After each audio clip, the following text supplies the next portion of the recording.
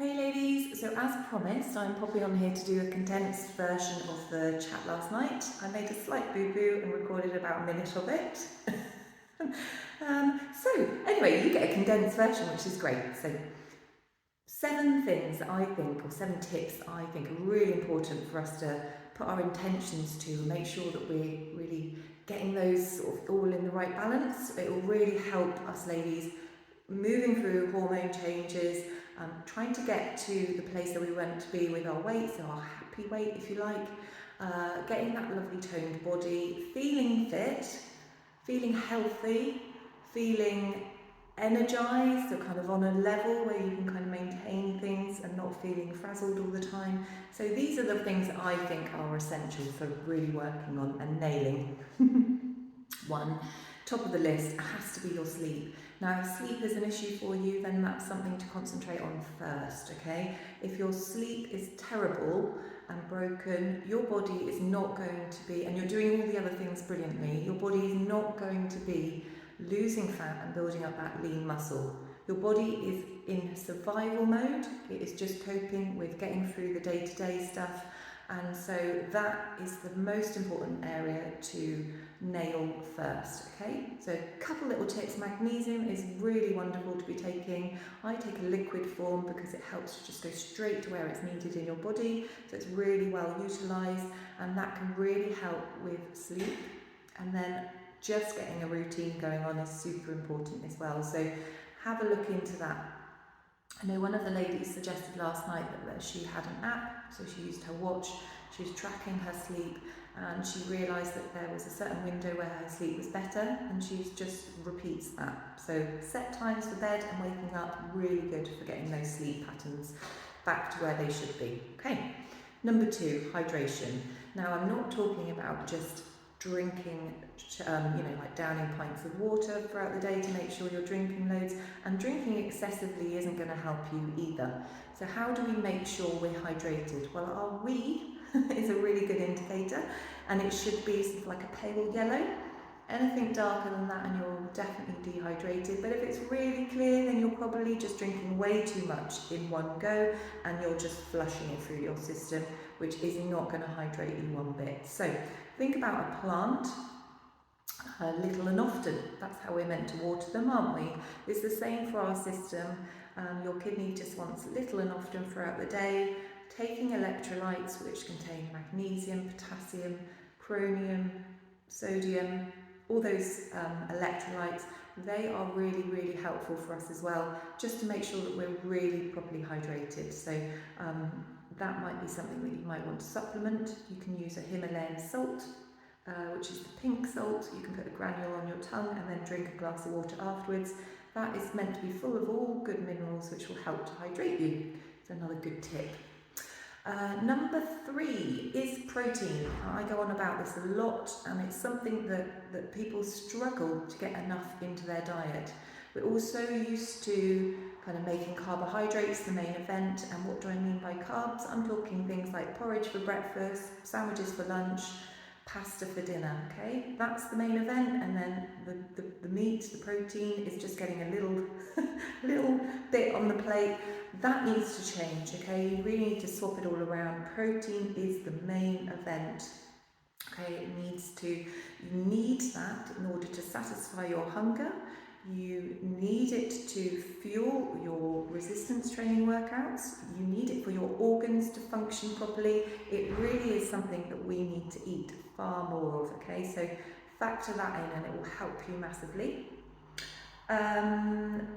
Next is getting lots of colour on your plate, and we're not just talking about having a few bits of vegetables at dinner. I'm saying every meal should have something colourful with it, okay?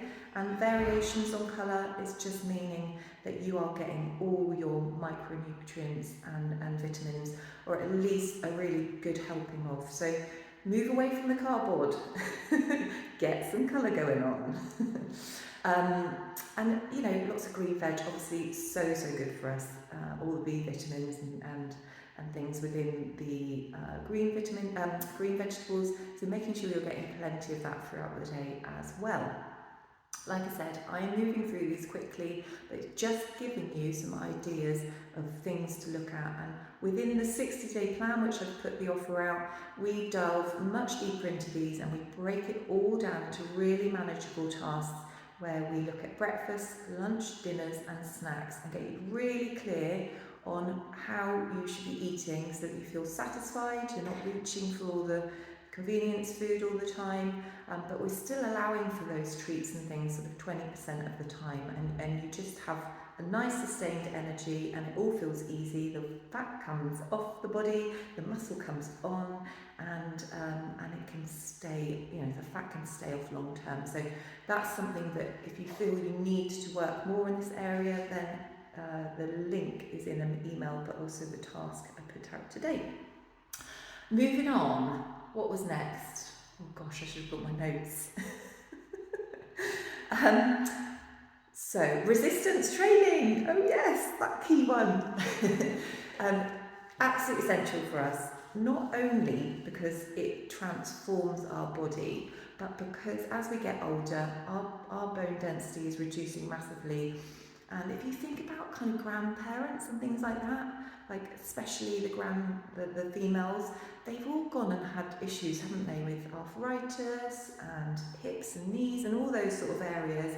And I think that we need to really realise that we have to take charge of our bodies before our hormones kind of start to play a part in reducing our strength, our bone density, our fat retention, and resistance training really is the answer to that. And as you've seen this week, 20 minutes is more than enough to work those muscles really effectively. Because of how I've scheduled it, you are working your muscles twice in 1 week. So for instance, leg day is on a Monday, and then you're going to do that again on a Wednesday, and actually Friday we're doing some legs as well, so this poor lower body gets a bit of the brunt, but you've got rest in between and at the weekend so that all those muscles can repair, which is essential for them building up that lovely lean muscle. Don't need to go to the gym, you can do workouts at home, you don't need really heavy weights. It's just the repetition and the consistency of doing the resistance that will really help you. And I know myself that when I used to be someone that thought I had to do endless cardio, burpees, spin sessions, I was actually a spin instructor for a while, I thought that you had to do crazy stuff in order to get results, see the fat loss and, you know, get the body that you're looking for. Actually, I was really working against my hormones, my adrenals, and I frazzled myself right out. My periods even stopped at one point and I was a total exhausted mess. So take heed. Don't think that more is better, especially as we're going through those hormonal changes or gone through it. You've got to realise that you have to work with your energy levels, okay? It's not endless. We can't just do everything all the time. We need to realise that we need some downtime, which actually takes me into that next tip, is creating some chill time for yourself and really letting yourself have that, because I know what it's like being a mum, working as well. You know, you want to achieve, you want to do well in life, and you've got all these expectations and pressure that you put on yourself, and actually you need to really try and factor in that chill time as well. Okay, absolutely essential. So doing things that make you feel calm and relaxed, and you know, it's different for everyone. So it could be reading a book in bed, it could be watching a box set that just makes your brain switch off, that isn't depressing or stressful or anything. That's probably my go-to. Steve is always quite disgusted in my choices of of box sets, but they really are something that just makes my brain go numb and it just goes switch off. So it's whatever works for you really, stretching in the evenings, things like that, where you can just have that chill time, that switch off, no pressure, and that will really help with sleep as well, which is good. So making sure you get plenty of that. And the other one, which I think a lot of people don't realise is really important, so I know myself, if I'm not happy, if I'm feeling lonely, if I'm you know, not getting out and seeing people, getting those connections, which is really important for us humans, then I'm not a very happy person.